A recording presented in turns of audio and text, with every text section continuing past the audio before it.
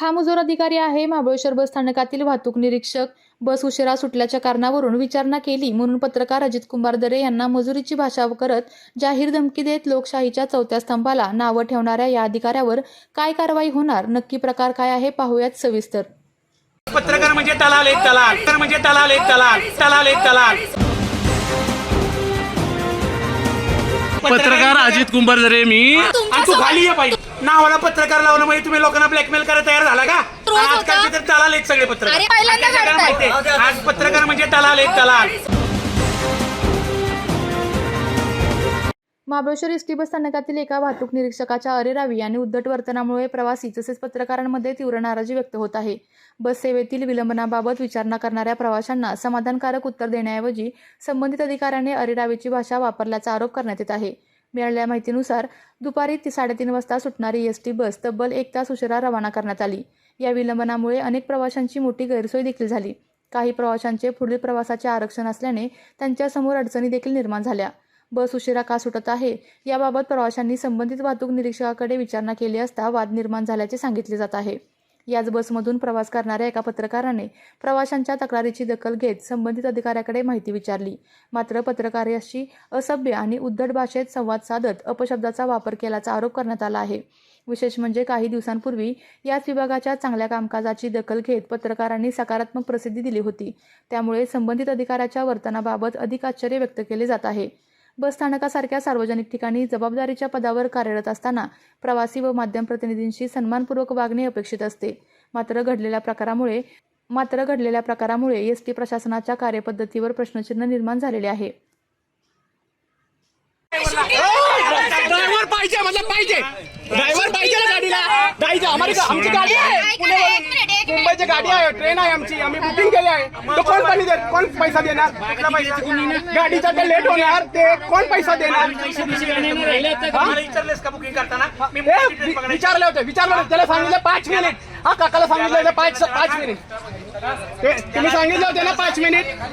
काय खाली आहे? अरे चलो अभी चलो ना अभी हम लोग का लेट हो रहा है. वही जा ही रहा था ना वो जा ही रहा था ना. शूटिंग करने की क्या जरूरत थी? तो शूटिंग बंद कर रहे हैं आप, चालू करो ना बस. शूटिंग बंद कर रहे हैं, बस चालू करो आप. किया क्यों? ओ साहेब ऐका ना, ऐका ना, शूटिंग चालू राहिली तर गाडी सुटणार नाहीये का? शूटिंग चालू राहिली तर मला सांगणार नाही. हे मला आतली भीती काय दाखवून गोष्ट रोज होतं माझ्या बरोबर. तुला काय करायचं ते कर. जोपर्यंत तू शूटिंग का करत नाही सांगण्याच गाडी जाणार आणि तू खाली ये पाहिजे. पत्रकार अजित कुमार दरे मी. हा बोला तुम्ही बोला. मी काय असेल मला सांगा. शूटिंग का करताय मगच गाडी. हा याच्यासाठी लोकांना त्रास होतोय ते आता लोक बोलताय तुम्हाला. तुम्ही लोकांना दमबाजी करताय. लोकांची ट्रेन आहे 3:30ची गाडी. आता 4:30 वाजले तरी तुम्ही सोडत नाहीये. सांगितलंय की कोण शूटिंग करत होतं काय प्रॉब्लेम आहे खाली या. तुम्ही खाली येत नव्हता. नावाला पत्रकार लावलं म्हणजे तुम्ही लोकांना ब्लॅकमेल करायला तयार झाला का? स्वतःच्या नावाच्या एवढं पत्रकार लावलं तुम्ही अधिकारी त्यांना ब्लॅकमेल करण्यासाठी हे चालू धंदे केले का? आपल्याला पत्रकार आहेत आमच्याकडे.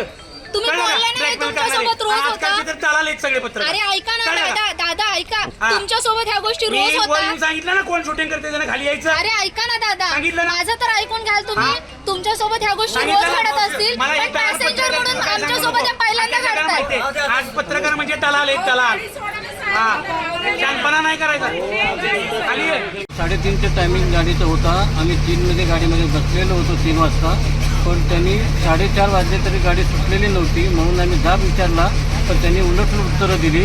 आणि ज्या वेळेला व्हिडिओ शूटिंग करून आम्ही जनतेसमोर मांडण्याचा प्रयत्न केला पण त्यांनी आम्हालाच उलट उत्तर देऊन दमबाजी केली.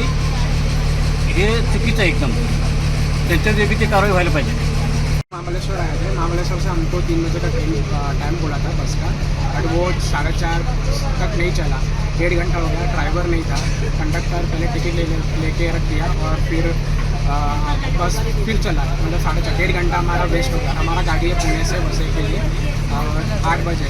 आपल्या तालुक्यातील जिल्ह्यातील बातम्या सर्वप्रथम पाहण्यासाठी आजच सातारा न्यूजला YouTube चॅनलवर सबस्क्राईब करा, लाईक करा, शेअर करा आणि बेल आयकॉन प्रेस करायला विसरू नका.